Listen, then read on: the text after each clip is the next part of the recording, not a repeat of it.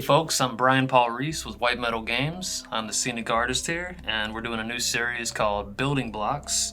It's going to be a comprehensive guide to how I build terrain. If you're familiar with my work, you know I like doing bigger, more specific pieces, really large sets, boards, and stuff like that. And I get a lot of questions for, like how did I build this wall or these rocks or something. And I rarely get the chance to explain what I do to beginners from the ground up. So that's what this series is going to be. Hopefully it's something I can always refer you guys back to. If I'm working on something really complicated and there's a concept in here, we can go back to that. So the first episode is going to be concept to completion. I want to make everyone aware of what goes into a terrain project, what to expect when the project's done, how to store it, how to maintain stuff, how to advance as an artist. So we'll try and keep all that in perspective. The next video is going to be basic construction. Just basically making a sturdy piece of terrain that we could add all kinds of detail to. So that's what we're going to focus on today.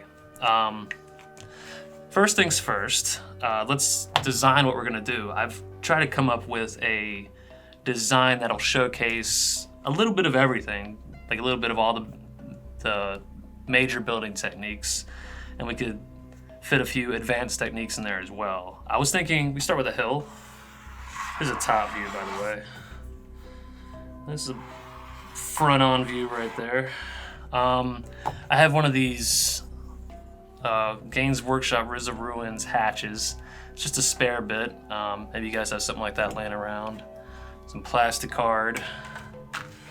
Just random pieces like this. So we're gonna cut all this up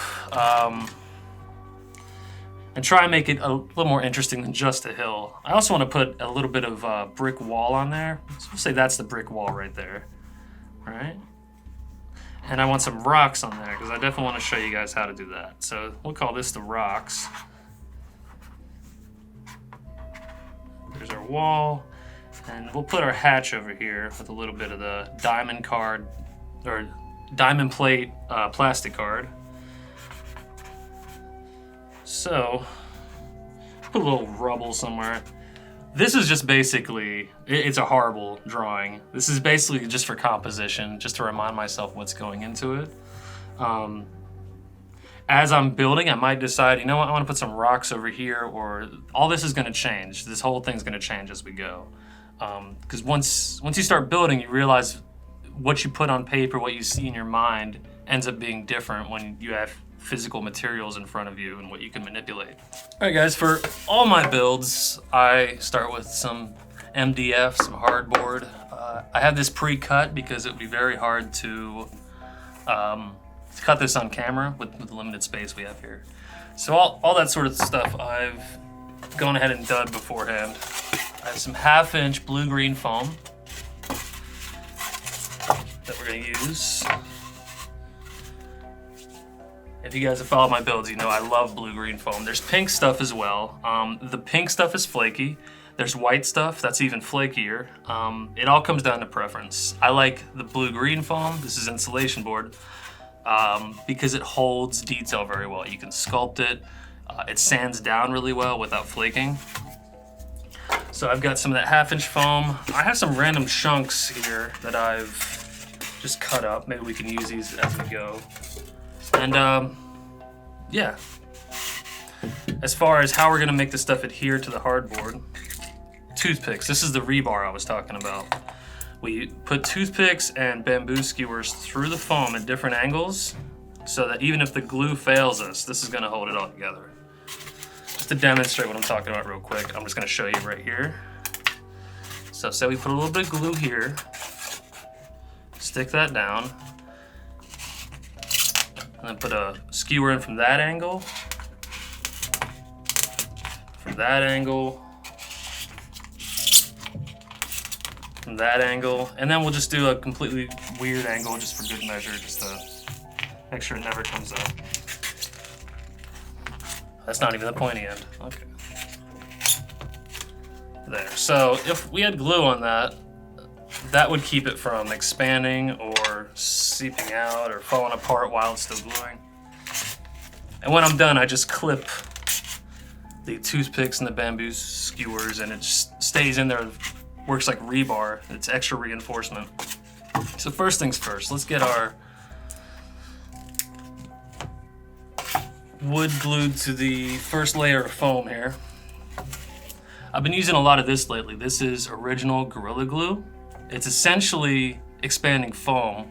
You mix it with a little bit of water, moisture, and you smear it around, and over the next hour it kind of expands. This is really good when you're working with foam because it's a way to make foam stick to anything. And it's really strong too. Just reinforces the entire build. So I've kind of beveled the edges here a little bit, as you can see.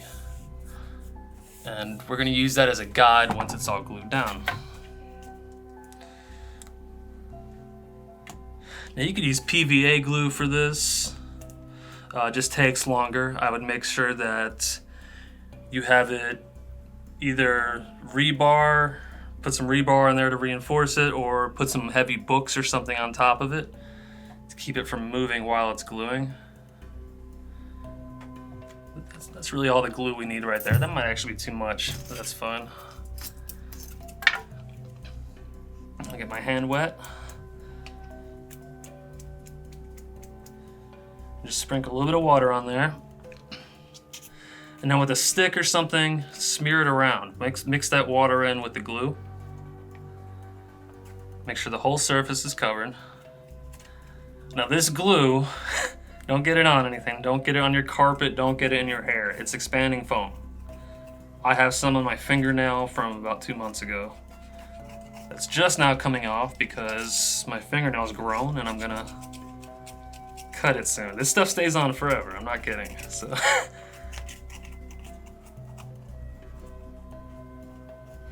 Once we have that thoroughly covered, we're gonna take our first piece of foam. I think that's how we had it. Press it on. Now kind of move it around, press your weight into it. You want the thing completely covered. You can see what I'm doing there. Now since this foam doesn't weigh anything, it's going to, the Gorilla Glue is going to push up.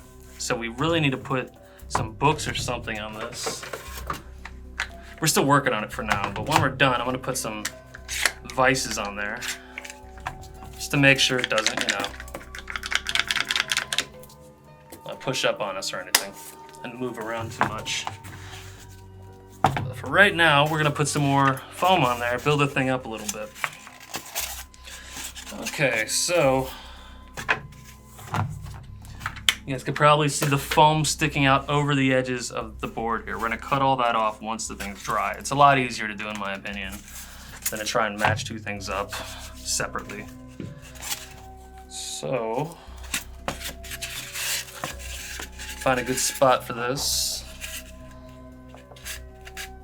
I think that looks kind of cool like that.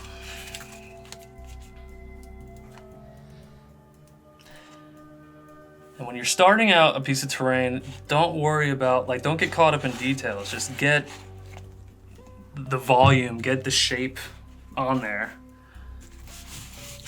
and circle back for the details.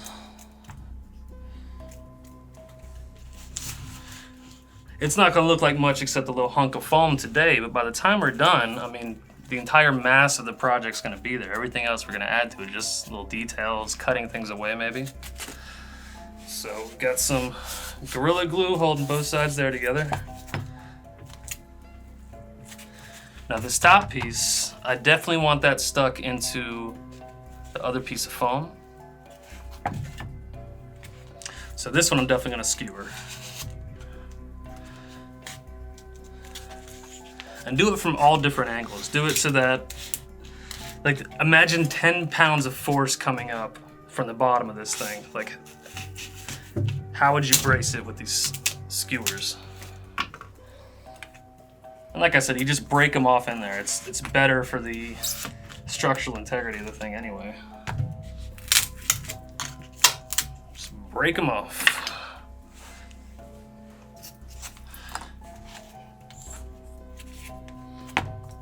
And then we have a little bit more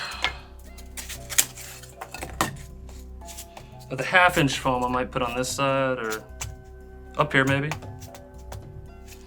And then as we're cutting it down later, we can get a nice shape out of that. I found if you throw hurdles at yourself or you make mistakes as you go, it's those mistakes that you really focus on to try and cover them up. And as you go, those mistakes end up being the best looking parts of the piece because you spend so much time on it at that point.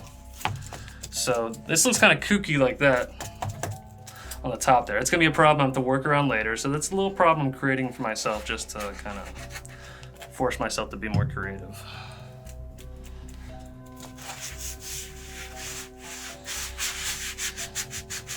There we go. Skewer this guy down.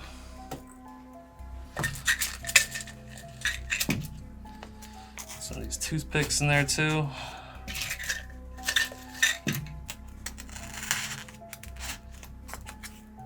Beautiful. And then we're gonna put the vise on there, hold it down.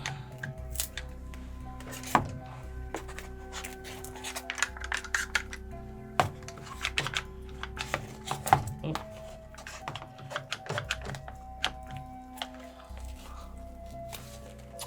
And I'm gonna find another vise in the back for this side, just so all sides are covered, but pretty much you just set that aside and let it cure, let the glue cure. Don't try to mess with it any more than that because we'll mess it up at this point. But once that's all one solid piece, we can come back, start cutting pieces off, sanding it down, and adding some definition in there.